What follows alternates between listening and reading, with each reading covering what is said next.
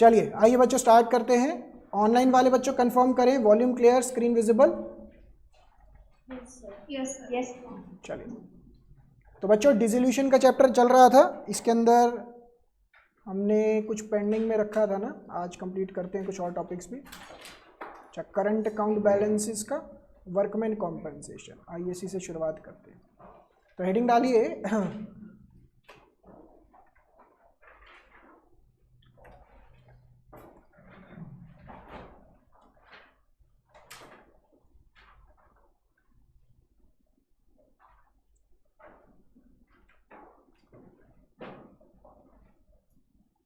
लिखो।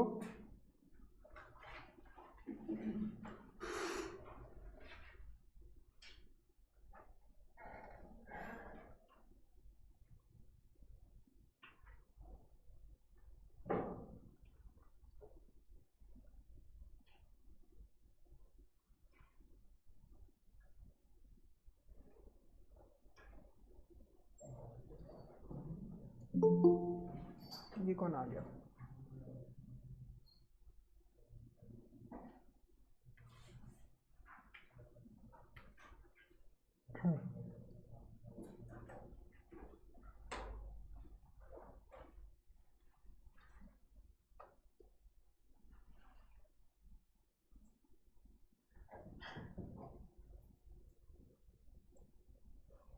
चलिए आइए डिस्कशन की शुरुआत करते हैं।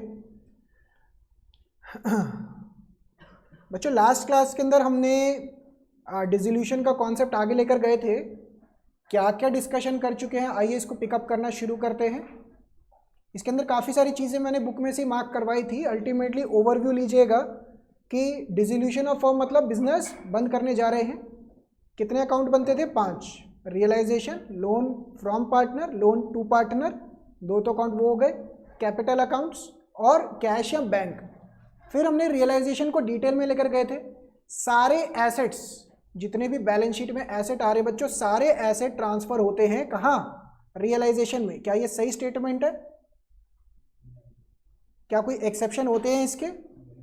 यस, सारे के सारे एसेट ट्रांसफर नहीं होते। इसके अंदर मैंने हाईलाइट करवाए थे आपको फिक्टिशियस एसेट्स, जैसे PNL debit balance, advertisement suspense, ये सब कुछ ट्रांसफर नहीं होता। ये कहाँ चले जाता था? पार्टनर के कैपिटल के अंदर, जैसे पहले जाता था। Loan to partner separate account बनता है, कैश और बैंक का सेपरेट अकाउंट बनता है। ट्रांसफरिंग ऑल लाइबिलिटीज, सारी लाइबिलिटीज क्या बैलेंस शीट की चले जाती थी रियलाइजेशन में? नहीं, इसके भी एक्सेप्शन होते थे। यस, जैसे loan by partner and partner capital, दोनों के सेपरेट अकाउंट्स बनते थे बच्चों। उसके अलावा हमने इसके कितने स्टेप्स में डिवाइड किया था रियलाइजेशन को? अभी तक 5 स्टेप्स के अंदर। याद करें अगर, कहाँ गया इसका, ये रहा। तो हमने रियलाइजेशन को 5 स्टेप्स में डिवाइड किया था। एसेट आएंगी, लाइबिलिटी आएंगी। एसेट के 3 ट्रीटमेंट हो सकते थे, क्या क्या? या तो इसको पैसा आ जाए बैंक में कैश में, या पार्टनर टेक ओवर कर ले, या एक लाइबिलिटी के अगेंस्ट सेट ऑफ हो जाए। लाइबिलिटी के भी 3 ट्रीटमेंट थे, या तो पैसा दे दो, या पार्टनर टेक ओवर कर ले, या एक एसेट को सेटल कर दे। हो सकता है कि 4th और 3rd के लिए कोई एसेट रिकॉर्डेड होनी ज़रूरी है। रिकॉर्डेड का मतलब क्या हमेशा कोई बैलेंस शीट में एसेट लिखी होगी तभी उसको बेचा जाएगा? ज़रूरी नहीं है। अनरिकॉर्डेड एसेट्स भी हो सकती हैं। इसके एग्जाम्पल बच्चों, जैसे मान लीजिए आपके पास एक लैपटॉप है, उसका बुक वैल्यू तो टोटली आपने राइट ऑफ कर दिया, मतलब 0 कर चुके हैं आप। तो किताबों में तो नहीं दिख रही होगी, बट फिजिकली तो पड़ी होगी ना हमारे यहाँ पे। तो जब आप उसको बेचने जाएंगे तो आपको पैसा मिल जाएगा। तो अनरिकॉर्डेड एसेट या recorded asset, entry number 3 and entry number 4 same ही होती है। इसका नोट भी लिखा था हमने कि जब एक एसेट के बदले में लाइबिलिटी जाती है तो नो एंट्री। एक एसेट को जब बेचा जाता है तो कैश के अगेंस्ट, पार्टनर कैपिटल के अगेंस्ट। 5वां एंट्री क्या किया था बच्चों? प्रॉफिट या लॉस हो रहा है तो इसको पार्टनर्स में डिस्ट्रीब्यूट कर देते हैं। ये सब कुछ हम पढ़ चुके थे। अब यहाँ पे एक एक्सपेंसेस का कॉन्सेप्ट है, आज ये भी कवर करवाऊंगा। ये सब कुछ कवर कर चुके थे। अच्छा बच्चों मुझे याद दिलाइए, बैलेंस शीट में जितने भी रिजर्व्स आ रहे होते थे, बैलेंस शीट में जितने भी रिजर्व्स आ रहे होते थे, सारे रिजर्व्स डिस्ट्रीब्यूट करते थे हम। क्या ये सही स्टेटमेंट है? अच्छा, मैं इसको ऐसे पूछता हूँ, अगर बैलेंस शीट में कोई रिजर्व आ रहा होता था तो इसका क्या करते थे हम? पार्टनर्स में बाय डिफॉल्ट डिस्ट्रीब्यूट करते थे। यही बात थी ना। बट इसका एक एक्सेप्शन था, उसका नाम क्या था, इन्वेस्टमेंट फ्लक्चुएशन रिजर्व्स। दूसरा एक और एग्जांपल था प्रोविजन फॉर डाउटफुल डेट्स। एक और एग्जांपल भी दिया था मैंने, प्रोविजन फॉर डेप्रिसिएशन। मतलब ये हमने मार्क भी किया था बच्चों लास्ट क्लास में कि अगर कोई प्रोविजन या रिजर्व्स होंगे अगेंस्ट एन एसेट। अरे आदित्य बाबू आ जाओ, आगे आ जाओ। पिछली क्लास में कहाँ थे आप? हमने कॉल भी किया था आपको, यहाँ से कोई रिस्पॉन्स ही नहीं। पिछले एक लेक्चर का आप बैकअप ले लीजिएगा वरना समझ में नहीं आएगा आपको। प्रोविजन और रिजर्व्स अगेंस्ट एन एसेट। बच्चों इसका दो एग्जाम्पल दिमाग में रखिएगा, इन्वेस्टमेंट फ्लक्चुएशन फंड या इन्वेस्टमेंट फ्लक्चुएशन रिजर्व्स, और दूसरा प्रोविजन फॉर डाउटफुल डेट्स। बच्चों इसके अंदर मैंने कैसे समझाया था आपको लास्ट क्लास में, याद करिए। ये देखिए, कोई भी प्रोविजन फॉर डाउटफुल डेट या आईएफएफ है जिसके डेटर या इन्वेस्टमेंट है तो उसको कहाँ भेजते थे हम? उसको कहाँ भेजते थे? रियलाइजेशन अकाउंट पे। क्या उसकी कोई रियलाइजेबल वैल्यू होती थी?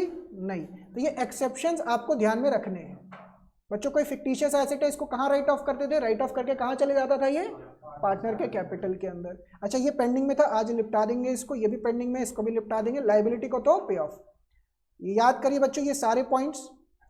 मनवीर ने फर्म को लोन दे रखा है, मनवीर एक पार्टनर है बच्चों, मनवीर ने फर्म को लोन दे रखा है, तो ये आउटसाइड लाइबिलिटी होती है क्या? नहीं। पार्टनर ने फर्म को लोन दे रखा है, वो आउटसाइड लाइबिलिटी नहीं है। बट मनवीर की स्पाउस ने लोन दे रखा है तो आउटसाइड लाइबिलिटी। तो loan of partner spouse is treated as outside liability. इसको भी रियलाइजेशन में भेजना होता है। क्या ये समझ में आ रही है बात? तो ये यहाँ पे हमने ये सारे पॉइंट्स डिस्कस कर लिए थे, नथिंग न्यू। आइए वर्कमैन कॉम्पेंसेशन रिजर्व के ऊपर आ रहे हैं। लास्ट क्लास में मैंने ये नहीं करवाया था, अभी मैं इसको करवाने जा रहा हूँ बच्चों। वर्कमैन कॉम्पेंसेशन रिजर्व हमने भर भर के पहले भी पढ़ा हुआ है। पहले कितने चैप्टर में पढ़ा? Change in PSR, admission, retirement, death, हर एक के अंदर आया था। मुझे ये बात बताइए एक एक करके ना, मैं यहाँ पे बनाता हूँ, आपने कुछ नहीं लिखना, सुनने पे ध्यान दीजिएगा। इसको ऐसे बनाता हूँ।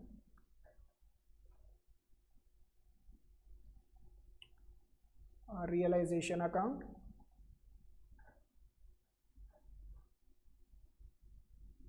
Partner capital account. अच्छा मुझे ये बात बताओ, 2 मिनट के लिए रियलाइजेशन को भूल जाइए। पुराने चैप्टर्स में अगर वर्कमैन कॉम्पेंसेशन रिजर्व होता था 10,000 का और कोई लाइबिलिटी नहीं होती थी, याद है हमने एक एग्जांपल लिया था, एक वर्कर था, उसके लिए हमने रिजर्व बना के रखा हुआ था। बलराज थे, एक वर्कर थे, दिल टूट गया था बेचारे का, याद आ रहा है एग्जाम्पल रफली? तो हमने इस तरीके से बात की थी कि वर्कमैन कॉम्पेंसेशन रिजर्व था और कोई क्लेम लेने के लिए आया ही नहीं, इसका क्या करते थे हम? पार्टनर कैपिटल में डिस्ट्रीब्यूट कर देते थे। तो अभी भी अगर क्वेश्चन में कोई लाइबिलिटी नहीं है या कोई इंफॉर्मेशन नहीं है तो अभी भी रिजर्व्स को आपने पार्टनर कैपिटल में ही डिस्ट्रीब्यूट करना है। सेम ट्रीटमेंट जैसे आप पहले करते थे। क्या कोई चेंज आया? बिल्कुल भी नहीं। समझ में आता है? केस 1। और क्या क्या केसेस थे बच्चों? रिजर्व 10,000 का, लाइबिलिटी 8,000 की, ऐसे केसेस थे। फिर रिजर्व 10,000 का, 10,000 की लाइबिलिटी, फिर क्या था? रिजर्व 10,000 का, लाइबिलिटी ज़्यादा की, 15 की, 16 की, ऐसे केसेस थे ना। तो एक एक करके मैं सारे केसेस कवर करवाता हूँ, फिर इलस्ट्रेशन पे जाएंगे। आज एक ये कॉन्सेप्ट करेंगे और एक्सपेंसेस का कॉन्सेप्ट करवाना है मुझे। फटाफट से इसको कॉपी कर लीजिए, मतलब केस 1 हो गया, ये केस 1 का प्रेजेंटेशन है ये।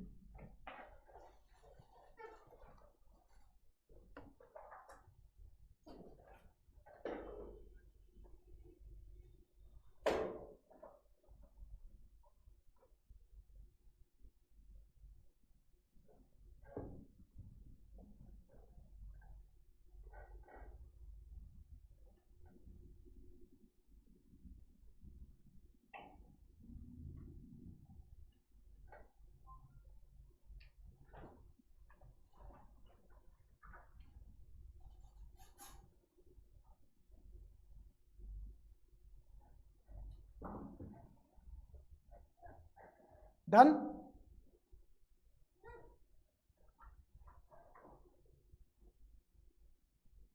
चलिए नेक्स्ट, केस 2। लिखना नहीं है, सुनने पे ध्यान दीजिए। केस 2, वर्कमैन कॉम्पेंसेशन लायबिलिटी अगर मान लो 4,000 रुपए की है, तो बच्चों मुझे रिकॉल करवाइए, अगर वर्कमैन कॉम्पेंसेशन लाइबिलिटी 4,000 रुपये की होती थी और रिजर्व मेरा 10,000 रुपये का है, तो लास्ट रो में से कोई बच्चा बताइए सिद्धार्थ, क्या करते थे हम इसके अंदर?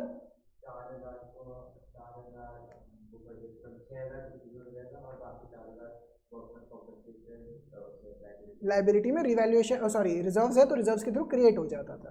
यानी कि बच्चों बैलेंस शीट में आपकी कितने की लाइबिलिटी दिख रही होगी? 4,000 की। और अभी अभी हमने क्या डिस्कस किया कि जो भी बैलेंस शीट की लाइबिलिटी है वो कहाँ जाएगी? रियलाइजेशन में। तो सबसे पहले तो वर्कमैन कॉम्पेंसेशन लाइबिलिटी यहाँ पे आ जाएगी बाय वर्कमैन कॉम्पेंसेशन लाइबिलिटी 4,000। दूसरा बच्चे ने क्या बोला कि सर जो बचे हुए 6,000 रुपये उसका क्या कर देंगे? पार्टनर्स में डिस्ट्रीब्यूट कर देंगे। वो तो वैसे ही करना है जैसे पहले करते थे। अब बच्चों मुझे बताओ, लाइबिलिटी को इधर ट्रांसफर करने के बाद अगला स्टेप क्या करते थे? जो लाइबिलिटी है उसको सेटल करते थे, यानी कि पे ऑफ करते थे। यहां पे उसका बुक वैल्यू आता था और यहां पे उसका रियलाइजेबल वैल्यू आता था या सेटलमेंट वैल्यू। तो 4,000 की लाइबिलिटी है, बलराज आए थे, बलराज ने कहा चोट वोट लगी हुई है तो 4,000 रुपये चाहिए, तो 4,000 रुपये देके उनकी लाइबिलिटी खत्म कर ली। क्या ट्रीटमेंट समझ में आया? अच्छा, अगर इसका जर्नल एंट्री लिखना हो तो जर्नल एंट्री क्या बनेगा? Workman compensation liability to realisation, फिर बनेगा क्या? Realisation to bank. फिर अगला एंट्री क्या बनेगा? Workman compensation reserves to partners capital. क्या समझ में आया? कोई डाउट्स? करिए फटाफट से।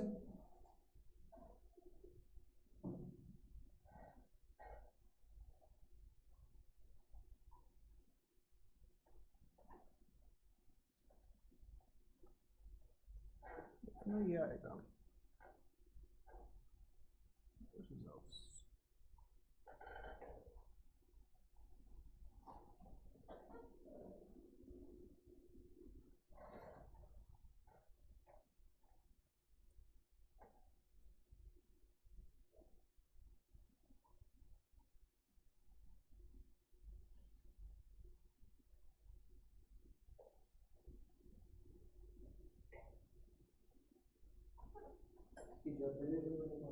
हाँ बिल्कुल आ सकते हैं। डिसोल्यूशन के अंदर 2 फॉर्मेट के क्वेश्चंस आते हैं। जर्नल आने के काफ़ी हाई चांसेस रहते हैं इस चैप्टर में से। जर्नल आने के काफ़ी हाई चांसेस रहते हैं। नहीं, अलग 3 बनेंगे, 3 एक बुक वैल्यू रियलाइजेशन में ट्रांसफर, एक सेटलमेंट की और एक रिजर्व डिस्ट्रीब्यूशन, 3 एंट्री से। नेक्स्ट बच्चों, केस नंबर 3। आराम आराम से दिमाग लगाइएगा, पूरा समझ में आ जाएगा। 12,000 रुपये का वर्कमैन कॉम्पेंसेशन लाइबिलिटी है। सेकंड रो में से मुझे बताएंगे, कनिष्का मुझे बताइए, अगर पुराने सिलेबस मतलब पुराने चैप्टर्स के हिसाब से रिजर्व आपका 10,000 का है, लाइबिलिटी आपकी 12,000 की है, तो आप क्या करते थे? 2,000 रिवैल्यूएशन में चले जाता था और बाकी पार्टनर्स में लॉस डिस्ट्रीब्यूट हो जाता था। इसी तरीके से चलती थी। अच्छा, यहाँ पे थोड़ा सा चेंज है। अल्टीमेटली रिजर्व्स कोई डिस्ट्रीब्यूट तो नहीं होगा पार्टनर्स में। यहां पे बच्चों समझिए, यहां पे थोड़ा सा डिफरेंस आ जाता है। इसको मैं ना हटा ही देता हूं। नहीं, 10,000 रुपए का वर्कमैन कॉम्पेंसेशन रिजर्व इधर ट्रांसफर हो जाएगा और अल्टीमेटली क्या मैं ऐसा कह सकता हूं कि लाइबिलिटी जो सेटल हो रही है वो 12,000 रुपए की हो रही है। हमारी किताबों के अंदर रिजर्व कितने का दिख रहा है? 10,000 का। वो 10,000 का 10,000 हमने लाइबिलिटी में कन्वर्ट कर दिया है, बट 12,000 रुपए की सेटलमेंट हो रही है। बच्चा कहता है कि सर वो 2,000 रुपये कहाँ गया? पहले जैसे बच्चे ने यही बोला ना कि वो 2,000 रुपये पार्टनर्स पे करते थे एक तरीके से रिवैल्यूएशन के थ्रू। मुझे ये बात बताइए, इस 2,000 रुपये का जो लॉस आएगा वो भी तो पार्टनर्स के पास ही जा रहे हैं ना? नहीं है समझ में? 10,000 रुपये की पहले लाइबिलिटी क्रिएट हुई, रिजर्व तो हमारा 10,000 का ही था ना, तो 10,000 मैक्सिमम लेवल है जिसकी लाइबिलिटी क्रिएट हुई पहले, तो वो ऊपर से उठ के यहाँ पे आ गई रिजर्व्स की। उसका जब सेटलमेंट करने गए तब हमें क्या पता लगा, बलराज कितने का क्लेम मांग रहे हैं? 12,000 रुपये का। तो कितना एक्स्ट्रा क्लेम मांग लिया इन्होंने? 2,000 रुपये का। तो बच्चे ने क्या बोला था कि सर 2,000 रुपये का जो लॉस है वो रिवैल्यूएशन में जाता था, अल्टीमेटली पार्टनर्स पे ट्रांसफर हो रहा था। अभी भी तो पार्टनर पे ट्रांसफर होगा ना। जब यहाँ पे रियलाइजेशन लॉस निकल के आएगा वो भी तो पार्टनर पे जाएगा ना, 2,000 का बर्डन। तो वही चीज़ हो रही है, बस थोड़ा सा डिफरेंस ये दिख रहा है जर्नल एंट्री के पॉइंट ऑफ व्यू से, क्योंकि यहाँ पे आप रिवैल्यूएशन नहीं बना रहे हो, यहाँ पे आप क्या बना रहे हो, रियलाइजेशन अकाउंट। क्या डिफरेंस समझ में आ रहा है? तो वो 2000 रुपये अल्टीमेटली जा वही रहे होते, इसकी जर्नल एंट्री क्या बन गई, workman compensation reserves to realisation and realisation to bank. क्या ये समझ में आया? मैं वही एक मिनट हाँ, आप ये समझिए ना, यहाँ पे ना और भी एंट्रीज आ रही होंगी। पार्टनर कैपिटल में क्या जाता था, जो रिवैल्यूएशन, प्लीज, जो पार्टनर कैपिटल में क्या जाता था, जो रिवैल्यूएशन में अमाउंट जा रहा होता था लॉस का 2000, फिर वो 2000 पार्टनर्स में डिस्ट्रीब्यूट होता था ना। मैं यहाँ पे भी तो वही चीज़ कह रहा हूँ कि यहाँ पे अगर इसको आप क्लोज करोगे तो रियलाइजेशन लॉस 2000 का होगा, वो पार्टनर्स में डिस्ट्रीब्यूट होगा। बिल्कुल ठीक बात है, बिल्कुल ठीक बात है। बट यहाँ पे और भी तो एंट्रीज आ रही होंगी ना, आ रहा है समझ में? अच्छा, ये 2000 रुपये का अगर मान लीजिए कोई और एंट्री नहीं है तो ये किस में डिस्ट्रीब्यूट होगा, पार्टनर कैपिटल के अंदर। अभी भी होगा, पहले भी होता था, बस पहले ये रिवैल्यूएशन के थ्रू होता था, अब किसके थ्रू हो रहा है, रियलाइजेशन के थ्रू। अभी भी होगा। तो इसकी जर्नल एंट्री क्या बन गई बच्चों, ये दोनों। फटाफट से कॉपी करिए केस 3।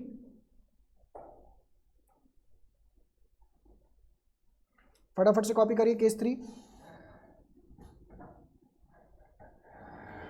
आपका रजिस्टर का है मैडम? अरे क्या कर रहे हैं मैडम, पढ़ाई वढ़ाई पे थोड़ा दीजिए ध्यान।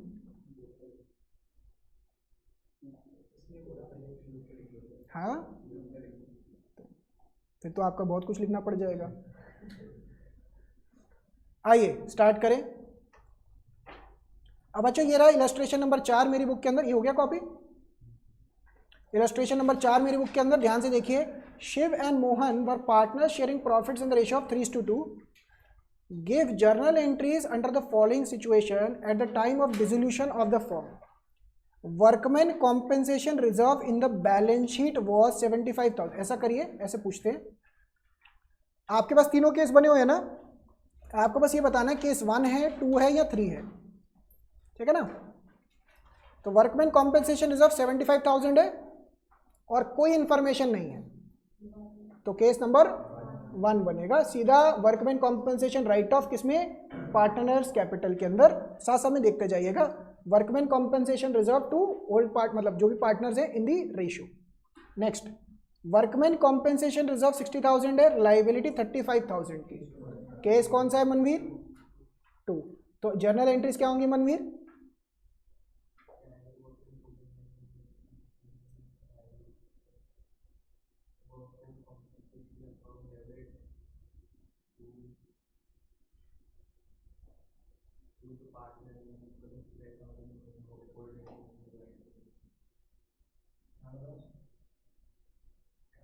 चलो आपको एक लाइफ लाइन देता है, बर्थडे है ना आपका। 35,000 की तो लाइबिलिटी क्रिएट होगी, 25,000 डिस्ट्रीब्यूट होगा ना, तो 35,000।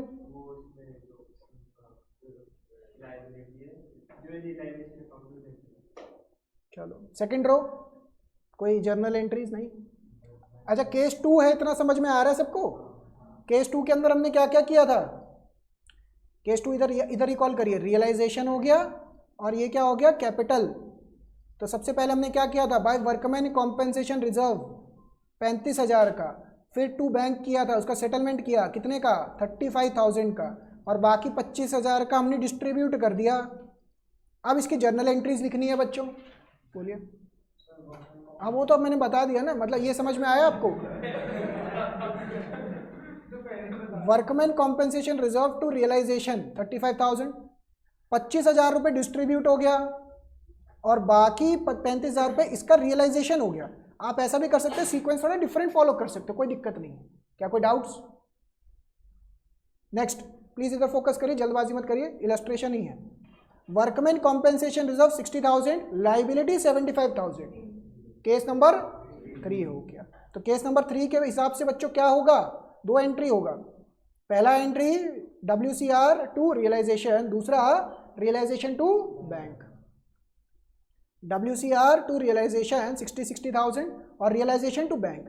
अब बच्चों अगर आप रियलाइजेशन अकाउंट देखोगे 15,000 रुपये का लॉस दिखाई दे रहा है, तो अगर बच्चा ऐसे पास करना चाहे तो एंट्री बिल्कुल हो सकती है, Shiv capital Mohan capital to realisation 15,000 रुपये। आप ये समझ पा रहे हैं ये चीज़ जो मैं बोल रहा हूँ? तो ऐसे भी एंट्री पास हो सकती है। क्या क्लियर हुई बात? समझ में आई ये बात? नेक्स्ट,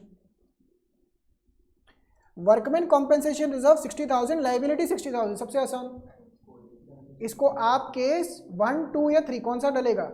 केस 2 डलना चाहिए, क्योंकि लाइबिलिटी भी 60,000 की है ना। यहां पे बस बात ये बन जाएगी कि रिजर्व आपका 60,000 का है, पेमेंट 60,000 का है, और यहां पे पार्टनर्स में डिस्ट्रीब्यूट कुछ नहीं होगा। आया समझ में? और लास्ट क्या है? वर्कमैन कॉम्पेंसेशन रिजर्व 0 है, लाइबिलिटी 15,000 की, तो अनरिकॉर्डेड लाइबिलिटी की तरह हो गया ये। तो workman compensation to realisation, realisation to bank. और ये कैसे बन गया बच्चों? This is normal liability. आप ये समझिए ना, जैसे कहने का मतलब क्या है, आपने कोई रिजर्व ही नहीं बना रखा था, बैलेंस शीट में कोई आइटम ही नहीं थी, और बलराज आ गए कह रहे हैं कि भैया कुछ हमें खर्चा चाहिए, कितने का? 15,000 रुपये का। तो क्या मैं इसको अनरिकॉर्डेड लाइबिलिटी नहीं बोल सकता? तो अनरिकॉर्डेड लाइबिलिटी का क्या करते हैं? उसका सेटलमेंट करते हैं। तो एंट्री क्या आ जाएगी? Realisation to bank. क्या है, समझ में आई बात? क्लियर है ये चीज? कोई डाउट्स? चलिए फटाफट से बच्चों पांचों के केसेस करके दिखाइए, जल्दी करिएगा। मैं टाइम भी रखूंगा, टाइम लिमिट इसके अंदर मैक्सिमम 7 मिनट्स या 10 मिनट्स रखते हैं इसके अंदर, 5 है। कहीं पे भी दिक्कत आ रही हो प्लीज पूछें। अगर मैं सिंपल कर दूं इसको, ये केस 1 है, ये केस 2 है, ये केस 3 है, ये केस 4 सॉरी केस 2 रह जाएगा, और ये नॉर्मल अनरिकॉर्डेड लाइबिलिटी का केस बन जाएगा। फटाफट से करिए। अगर आपको नहीं पता है पीछे से देखिए केसेस, जर्नल एंट्रीज बनाइए, इलस्ट्रेशन है आप नीचे से भी समझ के लिख सकते हो, कोई प्रॉब्लम नहीं है, समझ में आना चाहिए अल्टीमेटली।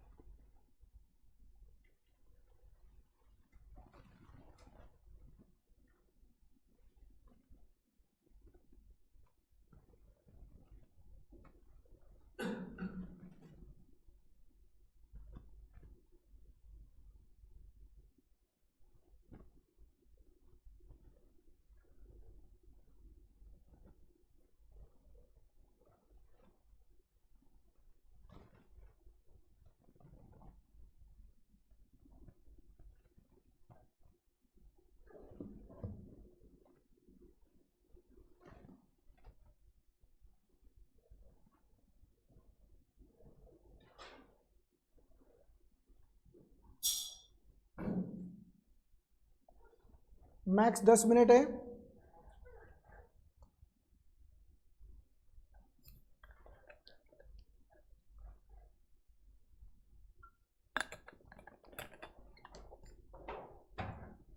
सारी कर ली?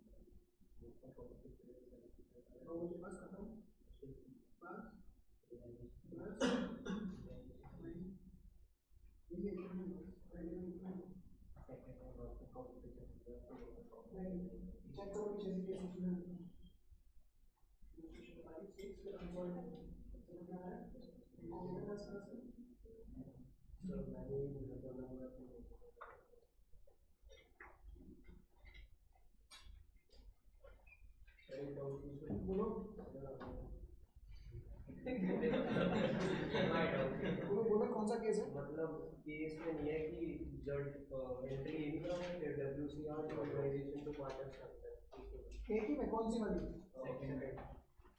कर तो सकते हो आप, फिर उसकी 2 एंट्री पास करनी पड़ेगी ना। एक रियलाइजेशन जो आपकी WCR रियलाइजेशन में गया उसका सेटलमेंट भी तो करना ही पड़ेगा ना। कर सकते हैं।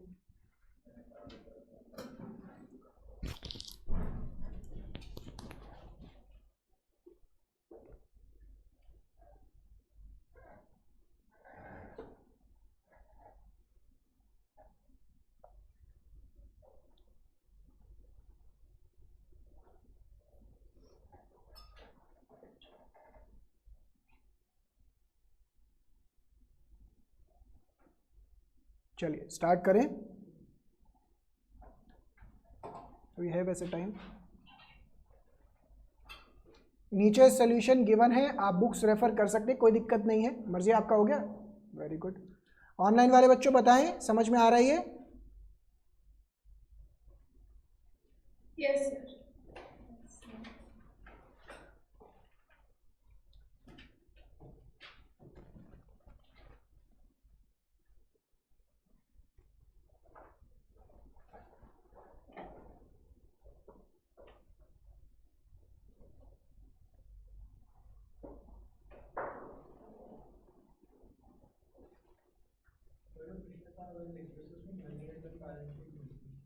चेक कर लेता हूँ। डन हो गया सबका? हाँ हो गया आदित्य? मोबाइल रख दो साइड। हो गई जर्नल्स? दिखाओ। है तो बाकी करो ना, फिर करो भाई, जल्दी जल्दी करो ना, ये थोड़ी ना यहाँ पे टाइम पास के लिए बैठे। बलराज बाबू हो गया टाइम पास?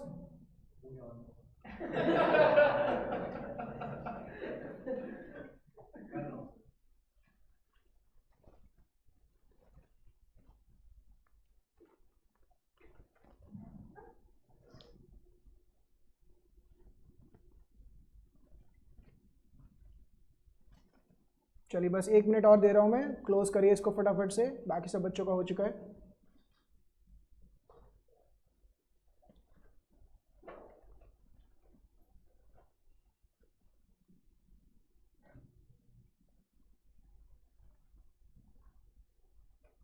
आइए बढ़े आगे फिर। इसके बाद बच्चों हमने लास्ट क्लास के अंदर यहाँ पे देखिएगा कुछ नोट्स भी मैंने मार्क करवाए थे कि अगर कोई टेंजिबल एसेट हो, उसके बारे में कुछ ना लिखा हो, तो उसका रियलाइजेबल वैल्यू कितना लेके चलते हैं? 100%। बट अगर कोई इनटेंजिबल एसेट है, उसका रियलाइजेबल वैल्यू कुछ नहीं लिखा हो, तो 0 लेके चलेंगे। ये अजम्पशंस आपको ध्यान रखनी है। फिर हमने ये वाली एंट्रीज भी देख ली थी, हम ऑलरेडी कर चुके हैं, स्टार्टिंग ही मैंने इस टॉपिक से किया था। ये वाला क्वेश्चन हो चुका है, ये वाला भी हो चुका है, ये सब हो चुका है। आइए अगला कॉन्सेप्ट लिखिए बच्चों, छोटा सा कॉन्सेप्ट,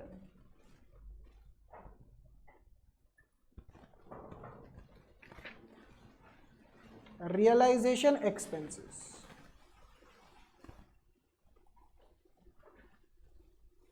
रियलाइजेशन एक्सपेंसेस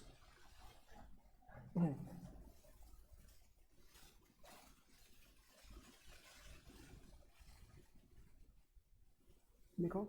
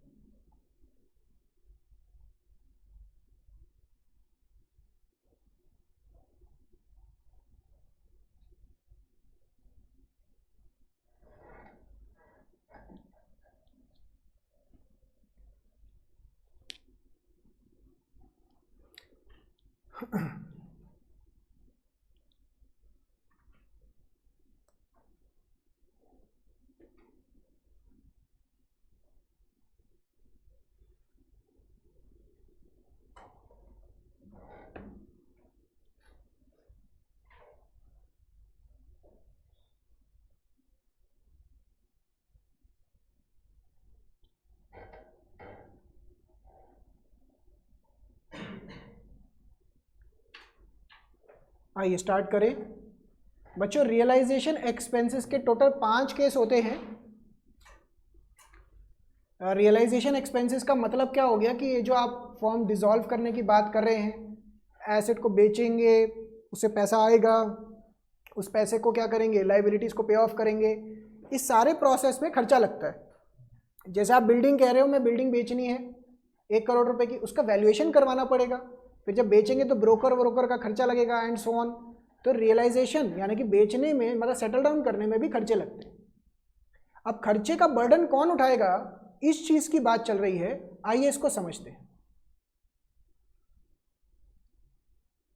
बताओ बच्चों, ये कौन है? मनवीर। और मनवीर का आज क्या है? Birthday boy. ठीक है ना? कितने साल के हो गए मनवीर आप? 17। तो सबको पार्टी दे रहे हैं आज। तो इन्होंने किसी को बोला नहीं, बट ये कह रहे थे कि सर आप अनाउंस कर देना, सभी इनवाइटेड हैं। जहाँ आप सब बोले वहाँ मनवीर लेके जाएंगे क्लास के बाद। जल्दी छुट्टी नहीं होगी, एक्स्ट्रा क्लास, मतलब रुकना पड़ेगा उसके लिए एक्स्ट्रा।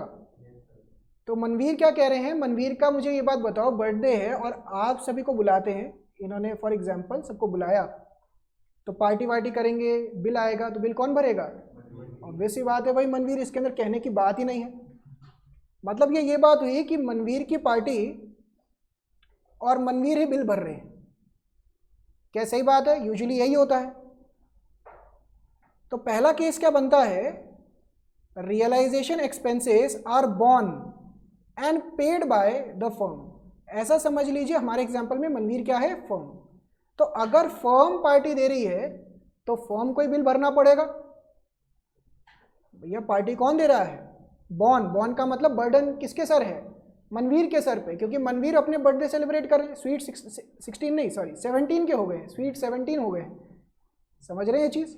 तो बॉर्न का मतलब कौन बर्डन उठाएगा पार्टी का, एंड पेड का मतलब पेमेंट किसने किया।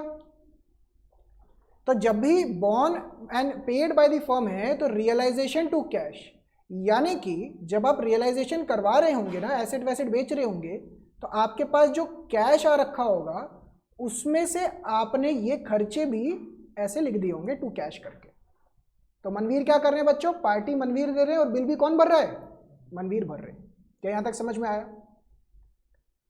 अब मनवीर पार्टी दे रहे हैं बच्चों, बट होता क्या है कि आप सबको बुला लेते हैं। अब दोस्त की पार्टी में आप सब जाएंगे तो खा के कुछ एक्स्ट्रा ही आएंगे, हाँ या ना? ऐसा हमेशा होता नहीं होता? चाहे उस टाइम पे भूख ना भी लग रही हो, कुछ पैक वैक करवाएंगे। अब मनवीर कहते हैं यार मेरे पास इतने पैसे नहीं हैं, तो इनके एक दोस्त हैं, बताओ कौन? बलराज।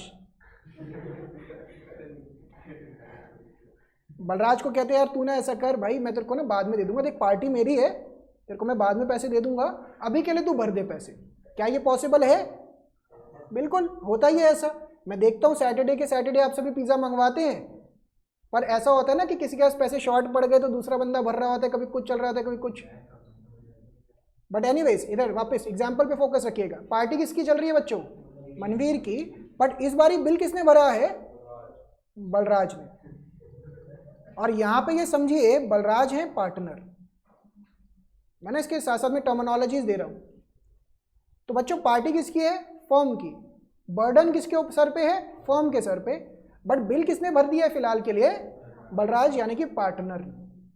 तो क्या जब पार्टी खत्म हो जाएगी तो क्या मनवीर पार्टी के बाद बलराज को वो पैसे देगा? बिल्कुल, क्योंकि पार्टी का बर्डन किसके सर पे है? मनवीर के सर पे। वो तो पैसे शॉर्ट पड़ गए या टेम्पररी बेसिस पे किसने पे कर दिया? पार्टनर ने पे कर दिया, बलराज ने पे कर दिया। सही बात है नहीं?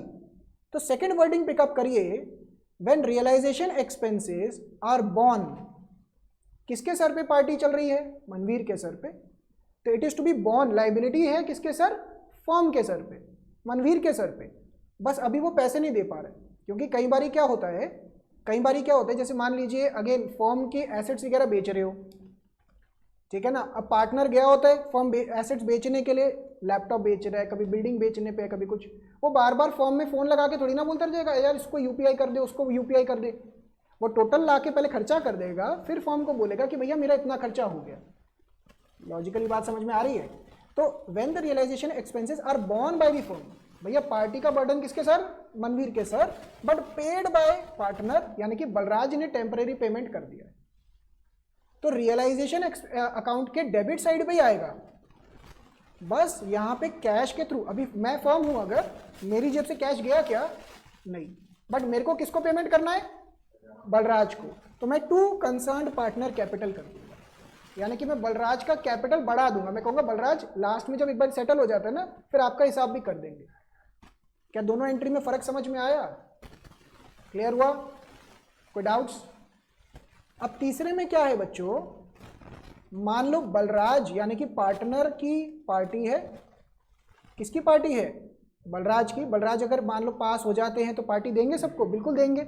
आप सबको बुलाएंगे पास होने की खुशी में, पार्टी देंगे और बिल भी खुद भर के आ रहे हैं।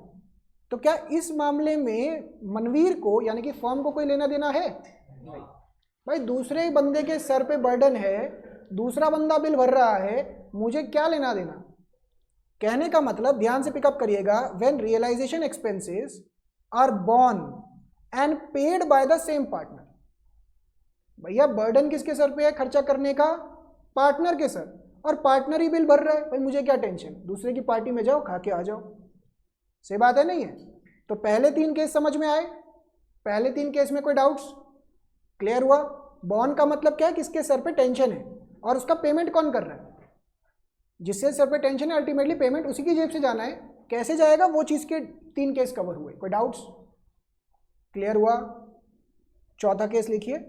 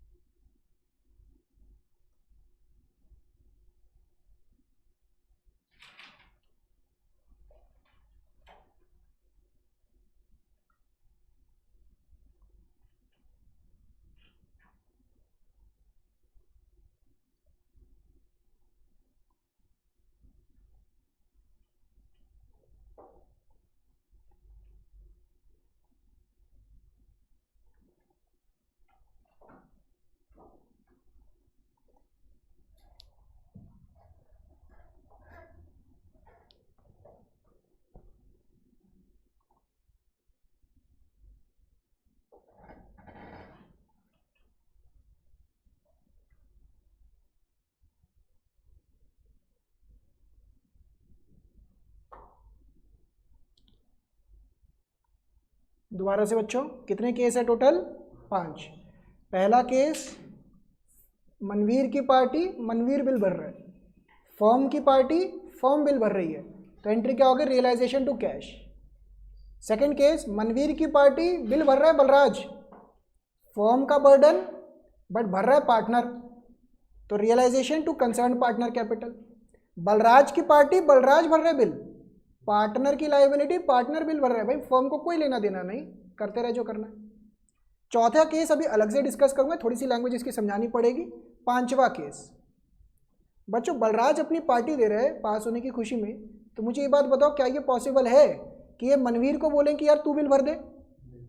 बिल्कुल बिल्कुल। बलराज कह रहे हैं यार आज पैसे नहीं है, तो ऐसा कर मनवीर, तू बिल भर दे अभी के लिए, मैं तेरे को बाद में दे दूंगा। क्या ये पॉसिबल है? बिल्कुल। अब उल्टा केस नहीं हो गया? अभी तक केस क्या पड़ा था? फर्म की लायबिलिटी थी पे करने की और पार्टनर पे कर रहा था। पार्टी कौन दे रहा था? मनवीर, बट बिल का पेमेंट कौन कर रहा था? बलराज। यानी कि फर्म की लायबिलिटी और पे कौन कर रहा था? पार्टनर। अब उल्टा हो गया, लायबिलिटी हमने पार्टनर के सर पे दे दी थी, कि भैया पार्टी तू कर, बट बलराज क्या कह रहे हैं कि मेरे पास पैसे नहीं है, तो कौन किसको भरने के लिए बोल रहे हैं? फर्म को, दैट इज मनवीर को। तो एंट्री यहाँ पे क्या हो जाएगी? कंसर्न्ड पार्टनर्स कैपिटल, मतलब बलराज का कैपिटल कम कर देंगे, डेबिट कर देंगे, क्योंकि फर्म की जेब से कैश गया है ना। मैं फर्म हूं, मैंने बलराज की पार्टी का बिल पे किया तो मेरी जेब से कैश गया ना, तो कैश क्रेडिट हो गया। अब मेरे को बलराज से लेना है, मैं बलराज को डेबिट कर दूंगा। समझ में आई ये बात? When realisation expenses are borne, मतलब बलराज ने देना है पैसा by a partner and paid by the firm. Payment किसने किया? फर्म ने किया। उल्टा हो गया, मतलब ऐसा बोल सकते हैं सेकंड का रिवर्स है, सेकंड का रिवर्स है। और चौथा एंट्री जो है ना वो एकदम सेम टू सेम है, किसकी तरह? सेकंड की तरह। ये एकदम सेम टू सेम है, बस यहाँ पे लैंग्वेज क्या है? When any partner agrees to carry out the dissolution for an agreed remuneration. अब बच्चों मुझे बात बताओ, ये डिसोल्यूशन वगैरह करवाना क्या कोई आसान काम है? नहीं, टाइम लगता है, खर्चा लगता है। तो जैसे मान लीजिए एक फर्म का डिसोल्यूशन करवाने जा रहे हैं, एक पार्टनर कहता है कि मुझे ऐसा करो 50,000 रुपये दे देना, जो खर्चा लगेगा मेरा, जो बच गया वो मेरा। ऐसा हो सकता है? बिल्कुल। ऐसा भी हो सकता है पार्टनर बोले कि भाई मुझे 50,000 रुपये दे देना, ठीक है ना, मैं सारा खर्चा उठाऊंगा। तो यहाँ पे एंट्री क्या हो जाएगी? When any partner agrees to carry out dissolution for an agreed remuneration. ये वो कह रहे 50,000 रुपये दे दो, जो खर्चा होगा वो मेरा। क्या ये समझ में आई बात? कोई डाउट? क्लियर है? ऐसा भी हो सकता है, कई जगह पे ऐसी भी वर्डिंग लिखी हो सकती है कि पार्टनर कह रहे भैया मुझे 50,000 का रेम्यूनरेशन चाहिए सारी सरदर्दी का, जो खर्चा आएगा वो मैं बता दूंगा कि आपको ही भरना है। क्या दोनों लैंग्वेजेस में फर्क समझ में आ रहा है? जैसे फॉर एग्जांपल घर में मान लीजिए मनवीर का बर्थडे है, मनवीर घर जाके बोलते हैं कि पापा ऐसा करो 10,000 रुपये दे दो, जो पार्टी वार्टी दोस्तों को देनी मैं अपने आप देख लूंगा। ऐसा भी तो लैंग्वेज बोल सकते हैं कि 10,000 रुपये अलग से दो और पार्टी का खर्चा अलग से दो। दोनों लैंग्वेजेस में डिफरेंस समझ में आ रहा है? तो अभी के लिए यहाँ पे कौन सी लैंग्वेज आ रही है? When any partner agrees to carry out dissolution for an agreed remuneration.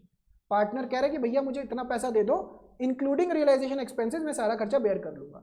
तो realisation to concern partners capital, हम उसको कैश नहीं पकड़ा रहे, हम क्या कह रहे हैं तेरे कैपिटल में चला जाएगा, जुड़ जाएगा, एंड में जब सेटलमेंट होगा तब मिल जाएगा। आया समझ में?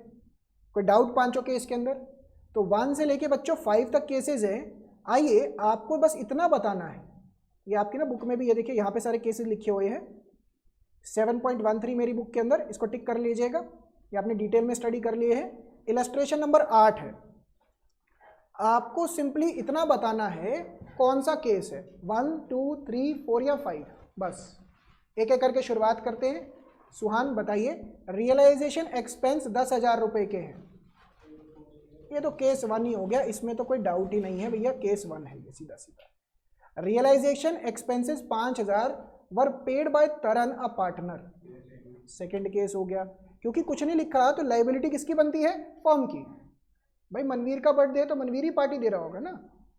आपको मान लीजिए आज आप सबको मनवीर लेके जाते खाने पीने के लिए, कुछ नहीं कहते, तो आप सबको क्या लगेगा? मनवीर पार्टी दे रहा है, बट गलती से किसने दे दिया? पार्टनर ने, तो सेकंड केस बन गया। Next, realisation expenses 5,000 were paid by the firm on behalf of Madan a partner, fifth case हो गया भाई, क्लियर कट फिफ्थ केस हो गया कि भैया बलराज को पैसा देना था, बलराज के पास पैसा है नहीं, तो इन्होंने क्या बोला फर्म को कि भैया तू पे कर दे, फिफ्थ केस। समझ में आया? Next, Pavan a partner was paid remuneration including expense, Pavan को बोला बेटा आप ये लो 20,000 रुपये पकड़ो, जो ऐश काटनी है काट लो, इसी में होगा सारा। To carry out dissolution of the firm, तो कौन सा केस? अब ध्यान से पढ़िएगा, actual expenses 10,000, expenses incurred were paid by Pavan, क्या ये कोई रेलेवेंस रखता है यहाँ पे? नहीं, क्योंकि हमने पवन को बोला बेटा ये 20,000 रुपये हैं, जो खर्चा होगा इसी में से होगा, बच गया तो तेरा, एक्स्ट्रा लग गया तो तेरे को भरना पड़ेगा। आया समझ में? तो ये लाइन का कोई रेलेवेंस नहीं है, कंफ्यूज करने के लिए यहाँ पे लाइन लिखी हुई है। Next, dissolution expenses were 8,000, out of this said expenses 3,000 were borne by the firm and the balance by Ravi a partner, 8,000 are paid by the firm। क्या बोल दिया बच्चों? अगर सिर्फ इतना लिखा होता तो ये कौन सा केस था? केस 1। एंट्री क्या बनती? Realisation to cash. Out of the said expenses 3000 were to be borne by the firm. अब कह रहे हैं भैया पार्टी का जो बिल 8000 आया ना, मनवीर कह रहा है कि ऐसा करते 2-3 लोग मिलके पार्टी देते हैं, जो पार्टी का बिल आएगा उसमें से 3000 रुपये कौन भर देगा? मनवीर कह रहा है मैं भर दूंगा। तो रियलाइजेशन टू कैश कितना हो गया? 3000। और बाकी कौन भरेगा? Partner Ravi. The balance by Ravi, 5000 की लाइबिलिटी किसकी है? रवि की, अ पार्टनर। बट हुआ क्या, बलराज के पास पैसे नहीं है, रवि के पास पैसे नहीं है। दो केसेस का मिक्स होता हुआ नहीं दिख रहा है यहाँ पे। एक तो केस 1 3000 के लिए कौन सा बन गया? केस 1 रियलाइजेशन टू कैश, और बाकी बचे 5000 के लिए केस कौन सा बन गया? केस 5 कि भैया 5000 रुपये रवि एक पार्टनर ने पे करने थे, बट क्योंकि उसके पास पैसे नहीं थे तो फर्म ने 8000 रुपये पे कर दिए। तो ये केस 1 और केस 5 का मिक्सचर है। केस 1 का एंट्री बताओ जरा फटाफट से। रियलाइजेशन टू कैश कितना हो गया? 3000। और केस 5 का एंट्री बताओ। Ravi capital to cash 5000। अब इन दोनों को मिक्स कर दो तो एंट्री क्या बना? Realisation 3000, Ravi capital 5000 to cash 8000। जब बिल आता है तो ऐसे ही होता है ना, बांट रहे होते हैं आपस में, वही तो कर रहे हैं, बांट रहे हैं भाई। तो इसको हाईलाइट कर लीजिए, यहाँ पे आप सबको थोड़ी दिक्कत रही है, हाईलाइट करो, इसको सर्कल कर लीजिए। रिवीजन के टाइम पे यही पॉइंट्स रिवाइज करके जाने होते हैं और कुछ पॉइंट्स नहीं होते, ठीक है ना। नेक्स्ट रियलाइजेशन एक्सपेंसेस, ये बेसिकली ये केस 1 एंड 5 का मिक्सचर हो गया, ठीक है। Realisation expenses 5000 were to be borne and paid by a partner Karan. No entry. Balraj party दे रहा है, पार्टनर है, बलराज बिल पे कर रहे हैं, करते रहो जो करना है, ठीक बात है नहीं। तो केस 3 हो गया, no entry. Manoj a partner is to carry out dissolution of the firm at an agreed remuneration of 10,000। Case number 4, clear. Next Dev a partner is paid remuneration 15,000 for dissolution of the firm. अब realisation, ध्यान से देव एक partner है, is paid remuneration 15,000 रुपये for dissolution of the firm. कौन सा case हुआ? 4। Realisation to Dev capital, इतना समझ में आया। आगे क्या लिखा हुआ है? Realisation expenses 8,000 are paid by the firm. मतलब देव एक तरीके से ये बोल रहा है कि भैया मुझे 15,000 रुपये तो अपने अलग चाहिए, ये सरदर्दी के, और जो खर्चा आएगा वो फर्म को पे करना है, मैं नहीं पे करूंगा। ये 4th, पहले ये वाली एंट्री तो 4th की हो गई और ये वाली एंट्री 1st की हो गई। रियलाइजेशन टू कैश, तो दोनों का मिक्सचर आ गया। क्या ये समझ में आया मर्जिया? रिपीट करूं तो इसको भी हाईलाइट कर लीजिए, यहाँ पे थोड़ी सी आपको दिक्कत आई है सबको, इसको हाईलाइट करिए। 2 का मिक्सचर है, आपको बिल्कुल इसके अंदर जर्नल एंट्री आ सकती है इस चैप्टर में से। आखिरी realisation expenses 5,000 were to be borne by Pavit a partner, however it was paid by Hitesh another partner. भैया बलराज की पार्टी में पुलकित पैसा दे रहा है, तो क्या मनवीर को कोई लेना देना है क्या? करते रहो जो करना है, उसको तो खाने पीने से मतलब है, तो कोई एंट्री नहीं आएगी। बट इस लाइन में लिखा हुआ है it was to be recorded in the books. Balraj और पुलकित कह रहे हैं हमें आपस में भरोसा नहीं है, वो पैसा लेके भाग जाए, किताबों में एंट्री डाल लो इसकी। मुझे बताओ किसने किसको पैसा देना है? पवित है एक पार्टनर और हितेश। पवित ने हितेश को पैसा देना है, तो इसके अंदर क्या करेंगे? पवित का कैपिटल घटा देंगे और हितेश का बढ़ा देंगे। ये भी थोड़ा सा अलग था। अगर ये ना लिखा होता, या आखिरी वाला इसको हाईलाइट कर लो, तो नो एंट्री।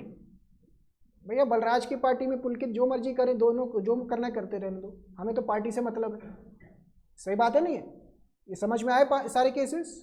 तो एक तो ये वाला करेंगे, एक लास्ट में एक छोटा सा कॉन्सेप्ट और पेंडिंग में जा रहा था, वो भी मैं लिखवा देता हूँ ताकि फिर मैं आपको क्वेश्चंस करने के लिए देता हूँ। ये बुक में देख लेते हैं।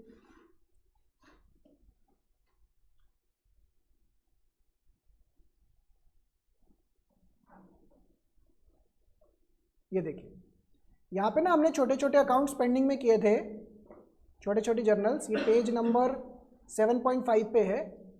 अगर आपको बैलेंस शीट में करंट अकाउंट भी दिख रहा है ना, अच्छा करंट अकाउंट कब दिखता था? जब हम कौन सा सिस्टम फॉलो करते थे? फिक्स्ड अकाउंटिंग सिस्टम, याद आ रहा है? तो आपका कैपिटल भी होता था अलग से और कैपिटल अकाउंट और करंट अकाउंट दोनों होते थे। तो बच्चों अगर करंट अकाउंट भी दिख रहा है पार्टनर्स का, तो उसकी भी क्लोजिंग करके अल्टीमेटली आप बैलेंस कहाँ ट्रांसफर कर दोगे? पार्टनर के कैपिटल के अंदर। अगर डेबिट बैलेंस है, डेबिट का मतलब क्या हुआ? नेगेटिव करंट अकाउंट बैलेंस, तो एंट्री हो जाएगी partner capital to partner current. और अगर क्रेडिट बैलेंस है मतलब पॉजिटिव बैलेंस है, तो partner current to partner capital. ये समझ में आया या इसको और डिटेल में लेके जाऊं? क्लियर है ये चीज हमें? क्लियर है ये चीज हमें? अच्छा, और एक आखिरी लोन टू अ पार्टनर। बच्चों cash account debit to loan to a partner, मतलब हमने किसी पार्टनर को लोन दे रखा था, उससे पैसा लेना ही लेना है, तो सिंपल एंट्री क्या होगा? Cash to loan to partner. क्या ये समझ में आया?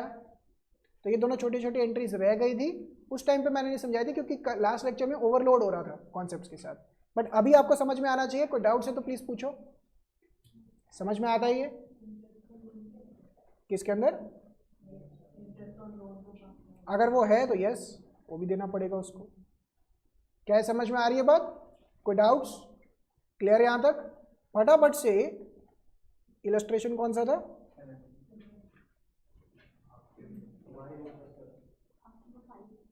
हमारे में 8 है, 5 वाला तो मैंने करने के लिए दे दिया था ना।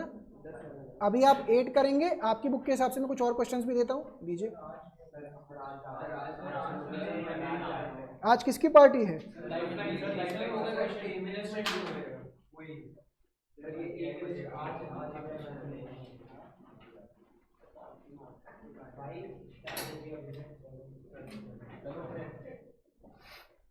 इलस्ट्रेशन इसके बाद आपकी बुक के हिसाब से